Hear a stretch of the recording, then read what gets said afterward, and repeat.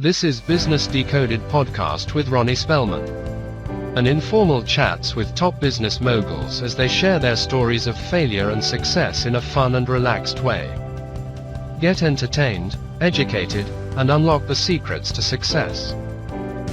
Welcome to the Business Decoded podcast with Ronnie Spellman. We're back with a delightful friend and guest, Ollie Chandhok, who is the president and publisher of the Dallas Business Journal. Ollie, welcome back. Ronnie, glad to be here. Always great spending time with you. Lots of fun. We covered so much information the last time we were on the show, and oh my gosh, I don't know where to start from you growing up in Canada to you being a golfer, landing in Charlotte for your first opportunity to go to college as well. And then you landed in the publishing sector in the business side. And so much, I'd love to get your insight. So I'd love to pick up where we left off in the program. But when we ended, you were discussing thought leadership as a big focus for the journal. I was asking you about the evolution of publishing because so much has changed with social media. How do you stay ahead of social media and the content online? I remember some years ago, I met with the owner of a major publication in the U.S. Yeah.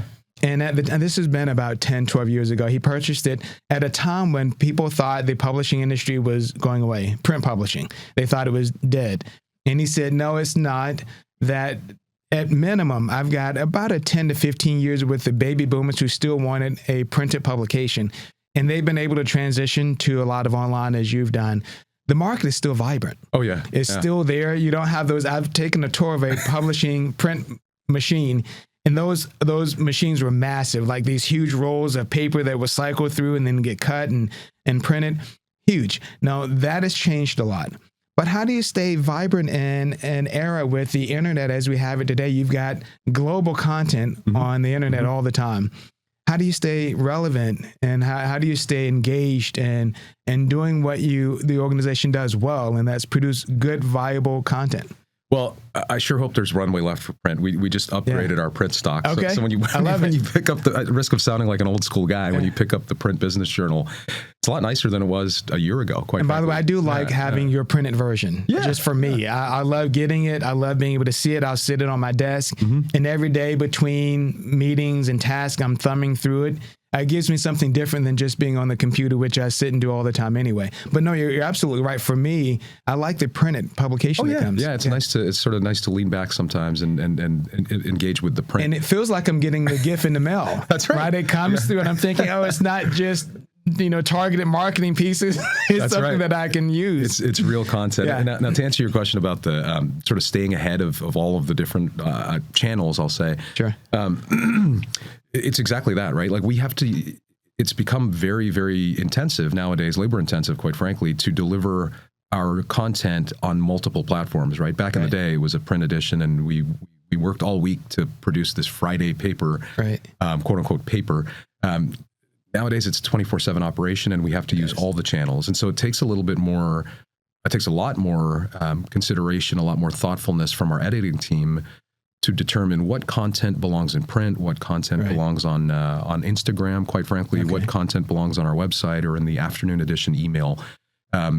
We have to be very thoughtful in order to engage, in order to deliver the metrics, the visits, the conversions that we're hoping for. Right. We have to use all of what's available to us, and we can't be on the sideline for any of it. And so I'm not the most social media savvy person.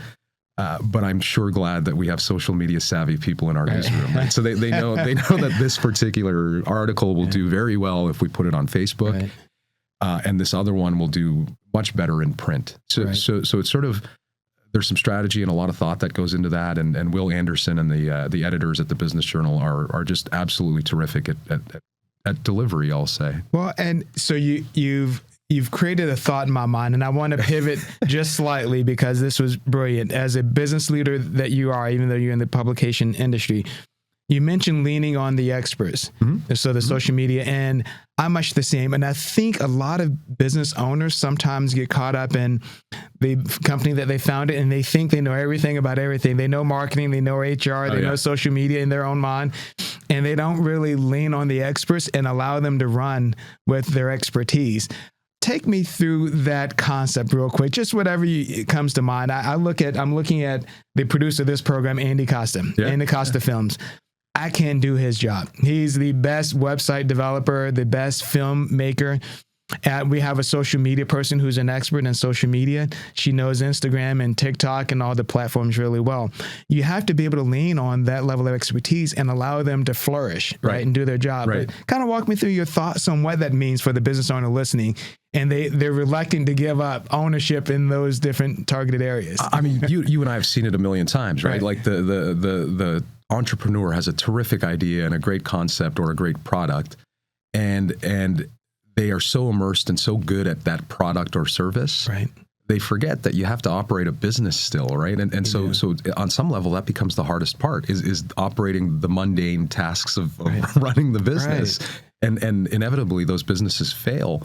At the Business Journal, I feel like we're doing all the right things in terms of obviously the quote unquote product that you see, the news, the content.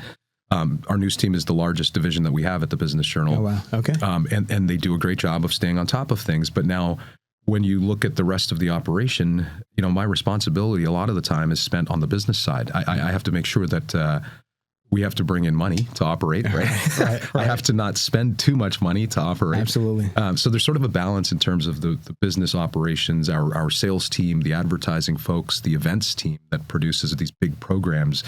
Again, they're terrific products, I'll say. Right. But they also we've uniquely figured it out a way to monetize that and to sort of drive our revenue and grow the business side of the house, which sort of feeds itself. So now we can continue to produce great content. We can be out in the community. You need all of it. You can't do one or the other. Right. We can have a terrific newsroom, but if our financials are falling apart, you won't get to read our news. And on the flip side, if the business is great and money is wonderful, but the content is terrible, we're gonna fall apart, right? So you sort of have to manage both. And essentially, people ask me all the time, what do you do as the publisher? And I don't write anything, right? Like that's editor in chief and the reporters and the editors. I don't sell advertising per se. That's the VP of sales and the ad reps. And so my role is a little bit of all of that, and sort of holding it all together and sort of serving as sort of the front person, the face. Right. I go to events, I moderate panels, I do conversations, all of those things to sort of grow our presence. But then when I get in the office, I've got to put my head down and break out the calculator and figure out the money. Right. And the operational side. I was working with the CEO of a really large Fortune 500 company many years ago. And we weren't in the same room per se for a specific meeting, but I happened to walk out of a meeting with him and saw him engaging with someone who was his head of finance. He had just taken over this role. So I'm listening to the conversation. It was really insightful. So this guy I admired a lot. He was good to me, great mentor. And in this role, he asked the question for his finance person. And it went something like this, which was intriguing to me. He said, I need him talking to the finance guy. Finance isn't my area of expertise, he was describing. I need your guidance on this market. He said, I understand you're the expert. I need your guidance on it, your honest guidance. He said, I'll make the decision because that was his role and responsibility. But he let him know that he was depending on him for good information. He wasn't going to pretend to know everything there was to know about finance. But he led with that to say, I'm not the expert. I'm leaning on you. I'll make the final decision because that's my job, but I need you to help me make that decision. It was a brilliant interaction that I saw, him being a little vulnerable in that moment, because so many people were like, I already know. Right. You don't need to tell me because I know your job as well. So it was just an interesting dynamic. Ronnie, that you nailed it. So one of the things that I constantly am working on, just personally, or professional skill-wise, right? Yeah. Is exactly that. So I have 3 department heads. We have an events director, we have an editor in chief, and we have a VP of advertising sales. Right. Those 3 are experts at what they do.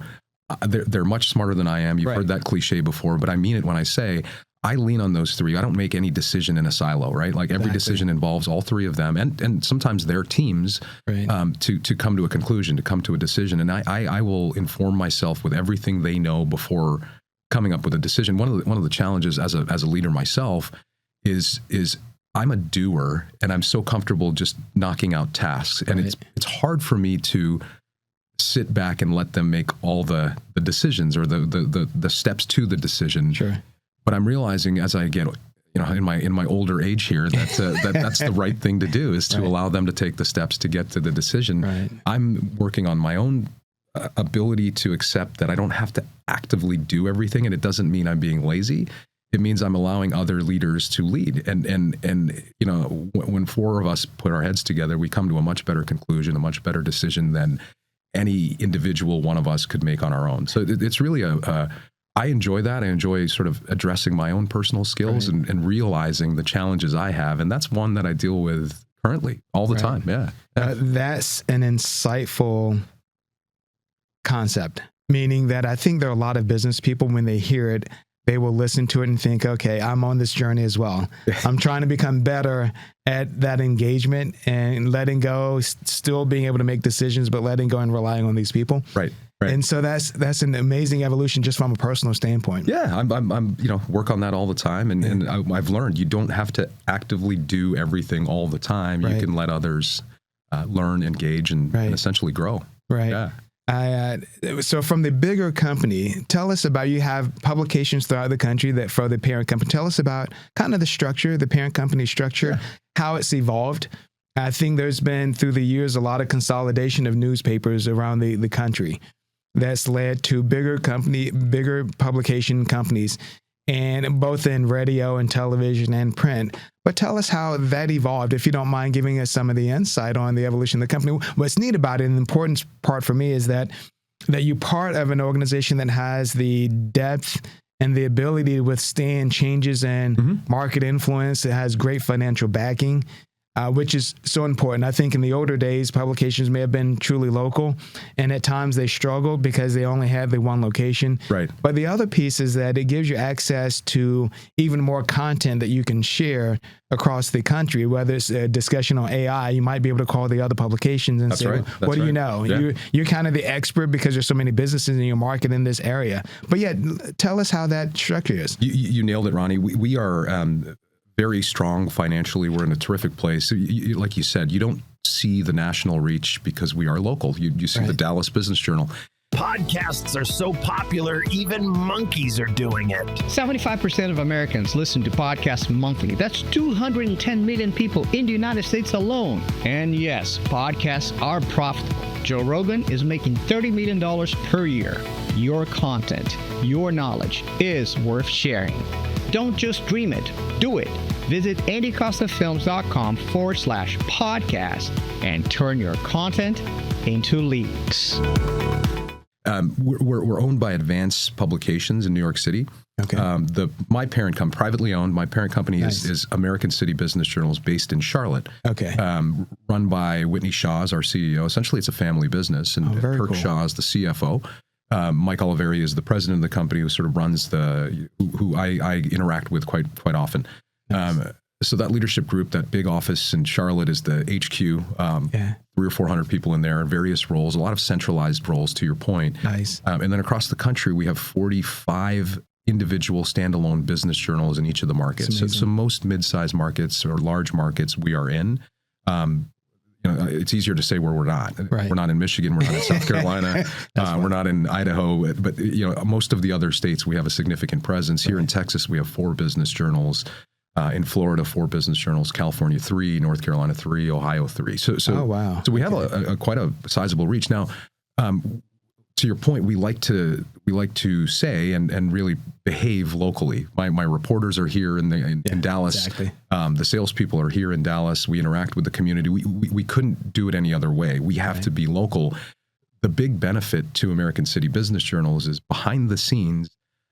I have quite a bit of support in terms of tech, HR, all of those things, accounting, all of those things that can be done centrally. Right. A lot of support there. Now, even beyond that, on the news front, people ask me all the time, how do you guys, you have 13 reporters. How do you guys do all this? Right. We have this network of essentially I have 500 reporters, because if you add up all the reporters in the 45 cities, we're closer to 500 reporters. Wow. And if somebody in Seattle creates a piece of content that is about, let's say it's about Starbucks, and it's relevant to North Texas, we can pick that up and localize it with a paragraph or two, and publish it, and it's very important to a reader here in North Texas. But we didn't initially create that article. Right. If you wanna pay close attention when you get on our website, look at the bylines of the reporters. Okay. Most of them will say Dallas Business Journal, but you will see the Puget Sound Business Journal. You will see the Houston Business Journal. We all work together behind the scenes as sort of a national network of journalists. And it's almost hard not to, from this perspective. We have a truly global economy. Oh, yeah. And I think the past few years you've seen we depend on certain countries for certain items, whether televisions or I recently learned, I was having a conversation with someone and I didn't know this. I happened to meet him. He's a business guy in the wedding industry. He's a designer. And I didn't realize most of the wedding dresses are made overseas. Most of them are made in China. A lot of our pharmacies they are. Didn't realize that. And so, but when you look at kind of the global economy, there's a need to make sure you have the reach. And then there's so much, when you look at the nation, so much happens across the country that impacts other states. That it's just important to have a good pulse on that. Oh, yeah. Yeah. I forgot to mention this, Ron. Yeah. You reminded me. One of my counterparts, local media leadership, asked me, or actually said to me just during lunch, we're all friends behind the scenes, right? Yeah. We're having lunch, and he says to me, I'm envious of you because you have all your buddies in all the other cities. Right. And what he was saying was, in Dallas, I'm the only publisher, right? We have one editor-in-chief and we have one events director. When I have a challenge or something that I'm not sure how to address or how to deal with, I have 44 other publishers across the country who I know deal with the same things. Right. We're all friends. We work together. It's easy for me to pick up the phone and call the publisher in Tampa Bay and say, hey, how do you deal with this? And same for our events director, same for our editors. We can sort of lean on each other. Whereas, to your point, hyper-local media, they sort of stand alone. Right. And there's not a lot of support, quite frankly. Right. You sort of have to join a Vistage group or something else to find that executive level support. I sort of have it built in, and I'm grateful for that. And I suspect, so not only calling the advice on resolving an issue, but getting maybe a new best practice idea. So, if you have an operation in Florida, I'm not sure if you do, or Miami, to be able to call and say, look, I'm thinking about this idea for increasing revenue in this market or working with this specific financial institution. Have you done it? That is really interesting to conceptualize. Good point. Yeah. I mean, we steal a lot of ideas from my brothers and sisters across the country. A lot of them, and they work, and they're proven. And so very, very grateful again for that support system. They steal ideas from us too, of course, right? Now, you have to tell me if this is inappropriate to ask, but you speak a little about the opportunity to work with them. I think your journal was listed near the top in every measure, right? I mean, as you'd expect, we're very competitive behind the scenes with each other. Honestly, we are. Dallas has done very well over the last. Yeah, we like to measure back to 2019, pre-COVID. Sure. We've had close to, I think it's 27 to 30% compound adjusted growth over those 5 years. So really, and we can't take all the credit. You sort of, we were talking offline about mirroring the marketplace, right? And again, in a dynamic market like North Texas or Texas as a whole, the business journals do fairly well. You sort of mirror what's happening in the business community. The Houston Business Journal is the top business journal in our family. Really? Oh yeah, yeah. It pains me sometimes, but they're friends. Austin, San Antonio do very well. Also, you could almost pinpoint what business journals are doing fairly well. You'd probably pick out Miami and Tampa and Charlotte and Raleigh, and yes, they're all doing terrific, as you'd expect. Sure. So the business community. We have a great ballpark to play in, put it that way. That's cool. Yeah. So Houston, I've spent time there, not a lot. I'm still getting to know the community. I was in San Antonio a few weeks ago. What's unique about Houston that helps them to achieve the level? I know that you're not there and you're not the publisher there, but any insight on Houston? I'd love to learn more about the community. What's unique about Houston? Yeah, Ronnie, like you, I don't know much about Houston. I've spent a little time there. And my counterpart there is Tracy Pelter. She's relatively new in the role as publisher. She came up on the advertising side. Fantastic. Her predecessor just retired December 31st, and he had been there for a decade or so. That business community is robust, as we all know. It's lively. It's a little different, or maybe very different than North Texas. Right. Different set of industries that thrive there. It is. Without, at risk of getting into the weeds a little bit, they have more industrial related clients, I'll say. Okay. And it makes a lot of sense, right? A lot of our readership across all the business journals is development and real estate and construction. So they've sort of tapped into this marketplace of advertisers that are industrial related, right? Which makes too much sense to me. And Industrial, is it oil and gas related as well? Oil and gas, construction related, heavy equipment, quite frankly, things that you don't typically associate with the business journals. But when you really dig deep, it makes a lot of sense. It does. So they have this industry segment that is thriving and booming in Houston. I think one of the things that helps them too is they have it's massive, obviously, but they have a pretty unified core city center, if you want to call it that, right? Yeah. So I think that helps. Houston is a really neat place. I definitely want to spend more time there. And Houston is kind of like Dallas. There's a community around Houston proper. Right. You know, it's expanded out beyond traditional Houston.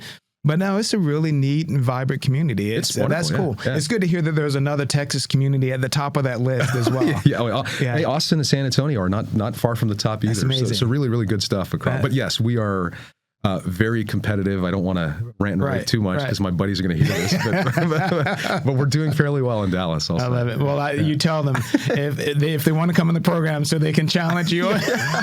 That'd be you might have to go drive to Houston. You mentioned in our last program the thought leadership as part of your new focus. I'd love to have you tell me a little more about kind of your vision and how to bring even more of the thought leaders into your circle, and how do you find a thought leader and discuss the idea of them becoming involved with you? Yeah, I mean, we can only do so much with a staff of 25, right? And so one of the things I did not touch on with the previous conversation is exactly that, right? Like we want to engage with the thought leaders because they have a lot more to provide than we can just generate out of my 13-person newsroom.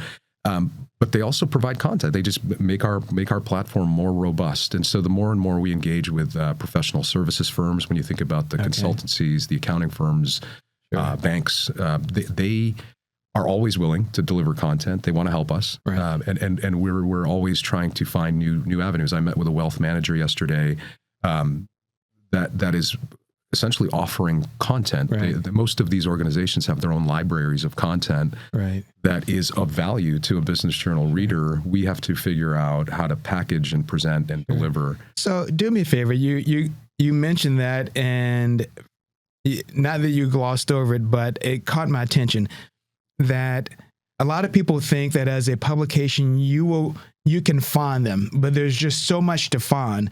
That it's not a bad thing for them to have a story idea or to have something that may have happened in their community or even within their company that is newsworthy, but you can't necessarily find them for that specific event. It's okay for them to reach out and say, look, this is something we achieved or something we did or a new product we have. There's nothing wrong with that you need people to reach out to you and engage with you and say, look, here's an idea, right? You nailed it, Ronnie. You absolutely nailed it. We probably don't say that enough, but we can't. We don't have our finger on the pulse of every single business in Dallas Fort Worth. There are too many. You have to come to us, right? You have to sort of offer things up. As a word of advice, I would remind our audience, businesses in transition. Something is happening. There's some sort of change that's happening. We essentially write about change is what we're doing, right? So your business is thriving, everything's great. You've had 2% growth, maybe not something that we're going to write about, but hey, guess what? We're opening up a new building and we're going to hire 100 people there. That's big transition that we're going to be interested in, but we wouldn't know that until you tell us that, right? And so yes, please engage with us. Please reach out. Will Anderson, our editor-in-chief, is always very approachable and accessible. I'll even say it on the air, but it's wanderson@bizjournals.com. It's about as easy as you can find. All our information is on the homepage, and emails are direct. And so really, yes, I'll tell you a story before we wrap. Yeah, absolutely. So we do the lists, right? And when you look at the Business Journal, there's a list of different industries every single week, right? So this week it might be the top general contractors in North Texas, right?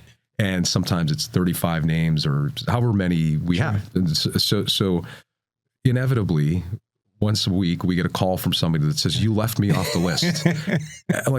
We survey everybody we possibly can. We send out the questionnaire, and you're supposed to respond if you want to be considered, right? And then we rank it based on whatever the criteria. It might be revenue, it might be employees, whatever it is. every week somebody calls and says, you left me off the list. Right. And they're upset. And it's not a ranking of performance. It's just it's just a data set, right? Right. And there's nothing we can do. Like, you have to provide us with the information in order for us to include you. You will be included if you respond. Right. so I it's think important. For anyone listening that's in business, that's probably the biggest statement that I can make. I know I mentioned earlier that you became a part of my strategy, but a lot of company and owners, as I just mentioned, think that you will find them miraculously. And they've got to let you know they exist. It's humanly impossible. Yeah, right. I mean, it's tough to do. Right. Yeah, but they have to reach out, and we welcome that. I think, like Absolutely. I said, that's the previous segment. People think all media are inaccessible. It's quite the opposite. Right. We need to hear from you. And again, there's a reason all of our direct email addresses and phone numbers are on the homepage. Yes. So please reach out and please keep us informed. It doesn't get annoying. I know people are reluctant because, hey, I don't want to be annoying. Right. There's no other way for us to know. Right. So please send it our way. Yeah. Now, as we kind of wrap up this segment, are there any stories that stand out in your mind that you've published through the years that just something unique or something different, or maybe one that got a lot of feedback from your readers that caused to your attention? Well, numerous, too many to name. But I will tell you, yesterday, huge news. Our Dale Petrosky, the CEO of the DRC, has announced that he will be stepping down at the year end. You're kidding me. Yeah. So I just want to give Dale a shout out. Kudos. Oh, wow. He's been a great mentor, great friend. He was one of the first people to sort of welcome me, invite me to games, Mav Stars games, when I was living here by myself without my family. And he made a point to just really engage. And he's done that for hundreds of people. And so same here. Dale and I spent a lot of time together. Wonderful guy. And so the article, Dale was so gracious to send me the heads up an hour before the press release went out. And so we were able to publish that as a story. Right. And then we moved it over to LinkedIn, of course. Sure. And the amount of traffic and the amount of kudos, congrats, likes, is through the roof. And so it's just indicative of how awesome a guy Dale is. Right. So he'll be missed, but he's got to take care of his family and make sure that comes first. And we love Dale and we'll miss him. So yeah, I mean, very recent, this was yesterday, but important article that we were able to publish. Right. Yeah. You have another one that's at the top of your list. That is great, by the way. For those listening that might not know Dale Petrosky, and I won't spend a lot of time, but great guy. He's been in some really high-level positions across the country. I think he worked in D.C. and policy for a while and led some other major organizations. And when I came in and I saw his operation, by the way, he's just as competitive as you are. Oh yeah. I think he and Atlanta vie for who's first and second on the size of the Chamber of Commerce. But no, really special guy. But any others that are at the top of your list? That's a big one. I hadn't seen that one yet. Yeah, it was just yesterday. Yeah. There's so many, right? And the ones that stand out are being able to announce a big corporate relocation. Typically in our world, that's the winner. Yes. When we can say, hey, XYZ company is opening up their headquarters, moving to town. Well, that's probably kept you busy though, because there's a lot moving. Right. Here in North Texas, we have too many to write about. Right. Like the Wells Fargo campus in Irving was one of them. We were able to be very early on that. Nice. The hard part is when you know and you can't say, very recently, 2 weeks ago, we talked about Scotiabank, a Canadian bank that's getting ready potentially to open up an office here in downtown, uptown Dallas. We've known that for a long time. We just can't go until it's validated with multiple sources. Right. So there's so many. I love it. One of the things that I do want to offer up, little catchphrases, right? So North Texas is gaining steam as Y'all Street, right? Because it's a finance hub, and here we are in the South or in Texas, and many people claim to have coined that term, right? I have to go to bat for Will and Bill, my editor, managing editor. They also claim that we started that. And if you look back, I mean, as far back as 10 years ago, we've had that on our front page, a Y'all Street. Now, I did look it up. I hit ChatGPT or something. Sure. Somebody said Y'all Street like 30 years ago. Okay. so we're close to the top, but not. I don't know who can claim that. Yeah, you need to register that as. I know, right? Ollie, it's been an absolute delight for both this program and the last time you were on the show. I learned so much just in talking to you. and I am happy to call you a friend. I appreciate all that you do for the community in general here in North Texas, but all that you do for the business community specifically. And we need people like you and publications like yours to keep the business community connected. So thank you for all that you do. Thank you so much, Ronnie. Right back at you, man. I appreciate you. Appreciate it. Yeah. Thanks for joining us on Business Decoded Podcast with Ronnie Spellman. Thank you for listening to Business Decoded Podcast with Ronnie Spellman. Please be sure to subscribe and share and stay tuned for more incredible Business Decoded episodes.